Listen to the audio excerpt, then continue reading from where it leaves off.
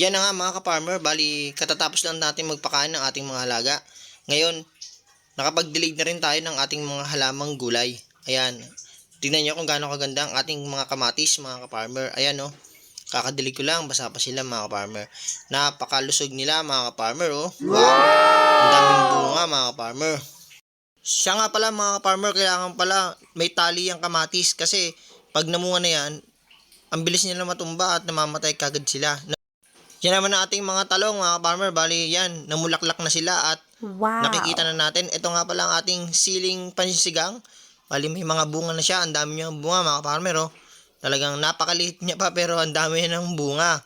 Tignan natin sa kabila mga farmer, ayan, ang dami talaga, pwede na tayong magsigang mga farmer. Ito din pala ang ating okra, ayan may bulaklak na rin. Bali, 4 lang sila mga farmer oh. Pagkatapos nga natin ang magpakain ng ating mga pugo at mag-delay ng ating mga gulay, dito naman tayo magpapakain at magpapainom mga farmer. Ayan, side na side ng ang kanilang mga patukaan. Gutom na gutom talaga ang ating mga dragon mga farmer. Ito nga pala ang ating pangalawang cage. Kuha tayo ng isa sa ating alaga. Ayan, ang ganda ng katawan, ang laki, ang taba at ang lusog. Salamat mga farmer sa inyong panonood. Maraming salamat.